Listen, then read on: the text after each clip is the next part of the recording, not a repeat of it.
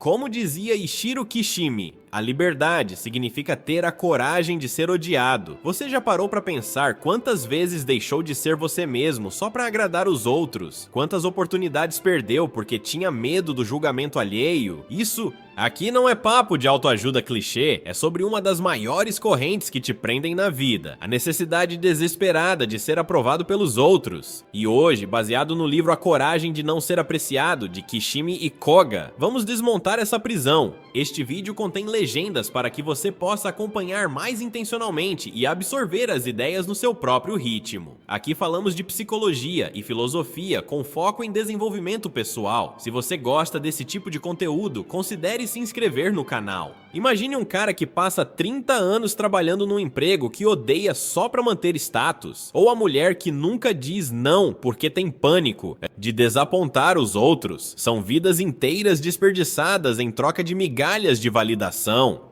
A psicologia chama isso de condicionamento social. A gente é treinado desde criança a buscar aplausos como se fossem oxigênio. Mas aqui vem o primeiro choque, segundo a filosofia adleriana. Sim, a do Alfred Adler. O cara que brigou com Freud, ninguém pode te ferir sem a sua permissão. O que machuca não é a crítica, é o peso que você dá a ela. Um exemplo, 2 caras são demitidos. Um entra em depressão, o outro abre um negócio e fica milionário. A diferença não tá no fato, tá na interpretação. A sociedade adora um script pronto. Estude, case, compre, repita. Quem sai desse roteiro vira estranho, egoísta. Só que tem um detalhe, os maiores gênios da história eram os desajustados. Van Gogh foi ridicularizado, Steve Jobs foi chamado de lunático. E olha o que aconteceu, a questão é simples, se você vive pra bater no peito e dizer sou amado por todos, prepare-se pra ser medíocre. Agora atenção pro pulo do gato, isso não significa virar um babaca. Ser autêntico é diferente de ser insensível. A verdadeira coragem tá em ouvir um não gostei de você e responder: tudo bem, eu gosto de mim. Parece bobo. Experimenta. É mais difícil que dieta em final de ano. Você conhece a síndrome do impostor? Aquela voz que sussurra, você não é bom o suficiente? Ela não vem de você, vem de anos ouvindo que sua valia depende de likes, elogios, promoções, daquele sorriso falso do chefe no fim do mês. E o pior, quanto mais você corre atrás desse reconhecimento, mais ele escorre pelos dedos. Como tentar encher um balde furado? Aqui entra a ironia cruel. Quem vive em função dos outros nunca será livre. Pense no adolescente que muda o jeito de se vestir para não sofrer bullying. No adulto que engole opiniões para não criar conflito. São pequenas mortes diárias. Freud já sabia. Reprimir quem você é gera neurose. E Adler foi além. Não, é o mundo que te limita. É a sua visão dele. Tem um experimento clássico da psicologia, o macaco e os pepinos. 2 macacos fazem a mesma tarefa, mas um ganha uva, um troféu para eles. O que só recebe pepino entra em crise, joga tudo longe. Moral da história, a frustração não vem da falta, mas da comparação. A gente sofre porque olha pro lado e acha que os outros estão ganhando uvas enquanto nós mastigamos pepinos. Mas e se eu te disser que você pode sair dessa corrida? O primeiro passo é perceber o óbvio. Ninguém paga suas contas com aprovação. Nenhum like no Instagram aquece a cama quando você tá sozinho. Kishimi e Koga não estão falando de virar um ermitão. Estão dizendo pra você trocar a plateia pelo espelho. Olha só o paradoxo. Quanto menos você precisar dos outros, mais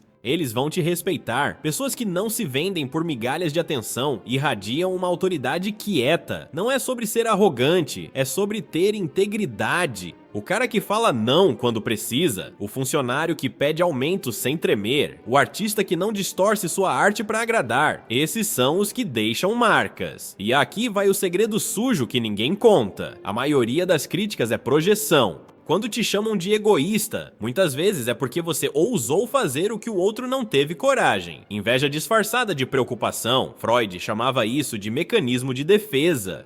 Adler resumiria: problema deles, não seu. Se você morrer hoje, em uma semana só sua família vai lembrar. Em um ano, talvez 3 amigos. Em 10 anos, ninguém. A vida é curta demais para ser um personagem secundário na própria história.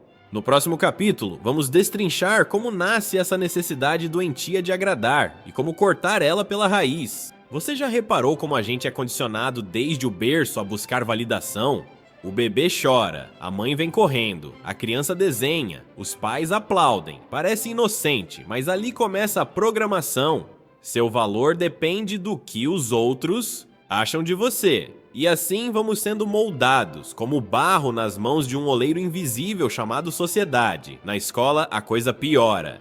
Notas viram selos de bom ou ruim. O professor elogia o aluno quieto, repreende o inquieto e, sem perceber, a gente internaliza. Para ser amado, preciso me encaixar. Adler chamava isso de estilo de vida. Um conjunto de crenças que adotamos para sobreviver, mesmo quando nos aprisionam. Aí vem a adolescência, fase onde a tribo dita as regras. Roupa tem que ser da marca X, música só as do momento. Até a forma de falar é copiada. Quem ousa ser diferente vira alvo. O pior, muitos carregam essa mentalidade de rebanho pela vida adulta adentro. No trabalho, o jogo continua.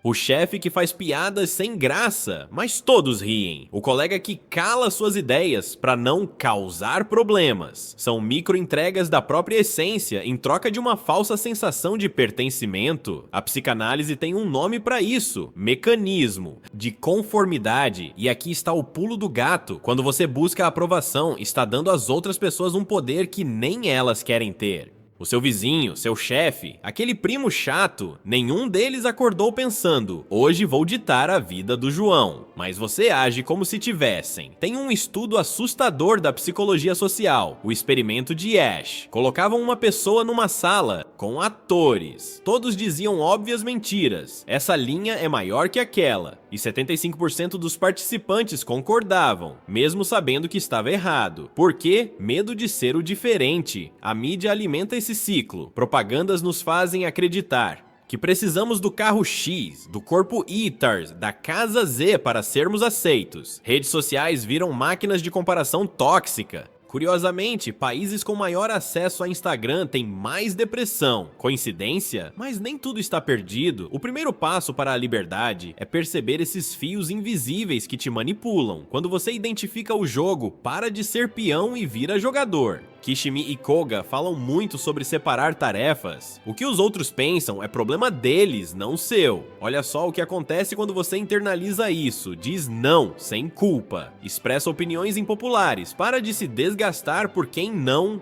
se importa com você. É como tirar uma mochila de pedras das costas. No começo pode dar vertigem. Afinal, você estava acostumado a carregar esse peso a vida toda. Mas logo vem a sensação mais libertadora de todas: autenticidade. Chegou a hora da verdade. Tudo o que falamos até agora seria só filosofia barata se não trouxéssemos para a vida real. Como você acorda amanhã e pratica essa coragem de não ser apreciado? Vamos direto ao ponto, sem rodeios. Primeiro, entenda que mudança começa com pequenas revoltas cotidianas. Aquele colega que sempre pede favores e você diz sim por medo de parecer rude. Amanhã, experimente um hoje não vai dar. Observe o céu não cair, o mundo não acabar. Apenas uma coisa vai acontecer: você sentirá um alívio tão grande que parecerá que tirou uma lasca de madeira do pé depois de anos. Aqui vai um segredo dos terapeutas: as pessoas notam muito menos do que imaginamos. Aquele medo de que vão te achar arrogante se não participar da fofoca,